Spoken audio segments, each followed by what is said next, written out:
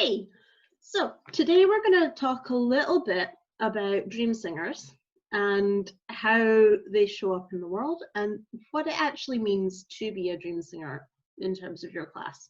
We're going to cover the other ones in different videos, so if you're not a dream singer yourself or it doesn't resonate with you, don't worry, there's like 5 other classes you might be.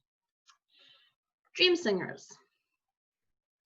If you want to map them onto more traditional role-playing games, they are your bards.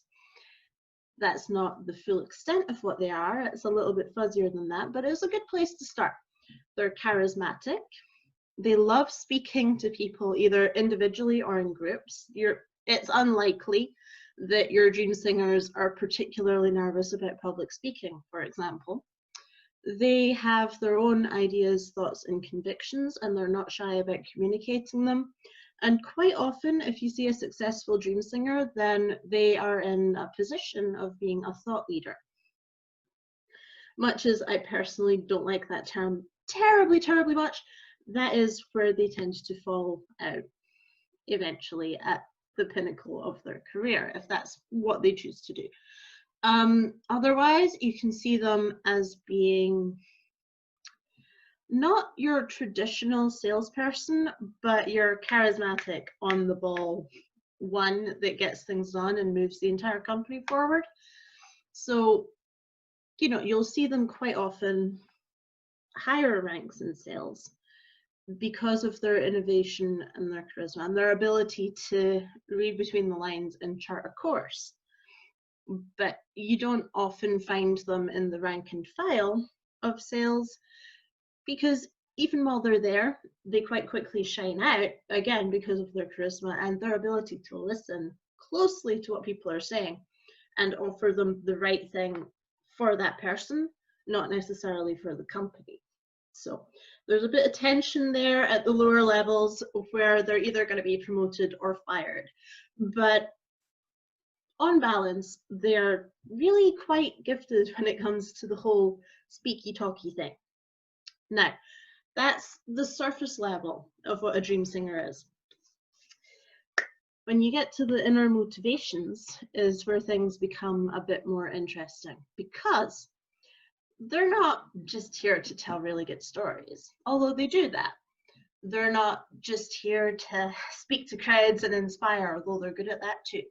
No, what a dream singer does, and where their greatest strength actually is in talking to someone, looking at them, and figuring out quite quickly what the ultimate good would be for that person, where they're trying to go, what their dream is, what the best version of that person could look like, right? We figure that out quite simply. That's the dream part. And then what we do is we'll sit and argue with you on behalf of that dream. That's where this name is from. You see the dream and we will argue for that. We will argue against you for this dream that you want. And that means that we're fairly often wading into conflict. That means we're quite willing to speak up when other people wouldn't necessarily speak up. And, it's like we can't really help ourselves. I'm saying we a lot for this because, surprising no one, Dream Singer is my base class.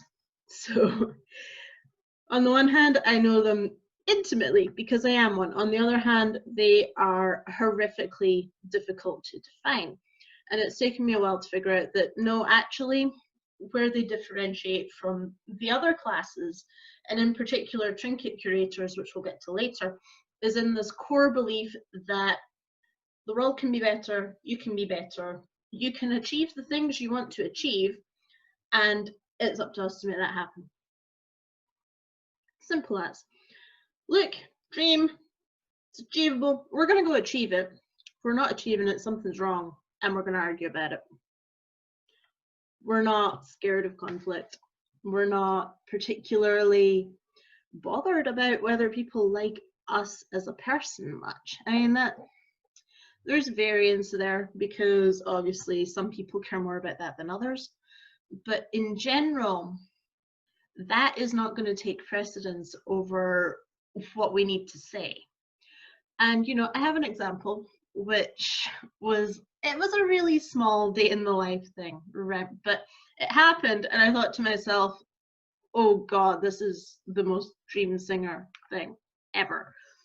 So, to set the scene, I have a 5-year-old. He goes to school, mainly because he wanted to go to school. A whole nother story on that one. But he goes to school and he's in primary one. And where the primary ones line up just now because of the COVID restrictions and needing to space people out, there are some older kids that line up just at a corner to so a right angle and over a little bit. Anyway, one morning there were a group of these older kids hanging about directly where the primary ones line up. So and it was fine. We had about 5-10 minutes before the bell anyway. But, you know, we got there and the mums were starting to line up. We're giving them a wide berth because, like, it's one of those truths that we all understand but don't like voicing, that children of a certain age are fucking terrifying. Okay? They just are. We're not as scared of them individually, but a little group of people in that sort of age bracket, your age bracket even, you're just gonna not mess with it as much as possible. Okay, whether that's from our own experiences as children or not a clue. I will leave that to the psychologists to define. But you could see it in the playground where all these moms were just giving them a wide berth, me included. So I was watching it and I'm like, okay, are they going to move? Because they also had a bag and jacket left directly where people would line up, and it was just this big chaotic mess, right? In the way that kids do. It wasn't particularly a problem, but it was bugging me and other people. So I was watching it, and for a good couple of minutes I was like, well, they're allowed to be here, I suppose. There's no reason they can't be here. That was the first thought. And it was like, but they are in the way and they're not moving and they're not aware of the fact that they're in the way. Someone should probably say something. Is it really my place to speak to children in the schoolyard? Probably not. But they're not moving. Fuck it, I have to say something. So I went over and I quite literally, guys, I clapped. So this entire group immediately turns their eyes to me, and it's fun. I'm like, you know, the primary ones are going to be lining up here in a few minutes. Could you go to where you're supposed to be? And yeah, there were a few dirty looks. There were a couple grumbles, but they picked up their stuff and they moved. And I'm pretty sure they laughed about it and did the joking kids thing, whatever. I don't care. Point being, they moved. And the minute they moved, the mums that had been sort of hanging back moved to where they more normally stand, and the kids started lining up. And I'm like, oh, because I literally could not help it. And obviously it was something a lot of people were thinking about, but I didn't last more than a minute or two of looking at it before I was like, okay, no, this isn't fun or fair, and I'm not doing it. And I made it happen. And yeah, like I said, one of the most dream singer mundane things you could possibly imagine. Situations like that, I don't think we're necessarily capable of keeping our mouths shut, however much we might want to. So that's my little story to illustrate this here. But it happens all the time, like especially during the election, for example. That is a place where a dream singer can get themselves into serious trouble because there's schools of thought and they're quite entrenched, and we're not necessarily going to agree with either of them entirely. Often we'll have researched it and decided, okay, this is actually where it's at. For my own good, I walked away from social media for the entire 2 weeks surrounding it. Not because I would have particularly said anything that I consider to be offensive. I wouldn't have. But the tensions were so high that we didn't really need me speaking about it and causing things to go, which they would have. So that's the slight downside to being a dream singer is that sometimes your mouth will get you into trouble, and learning not to speak in those moments is actually worth doing. So it's a little sticky, but if I had to sum up what dream singers were about and what their motivations are, they're quite willing to step into conflict to argue for your dreams, for the higher good, for the things that really matter.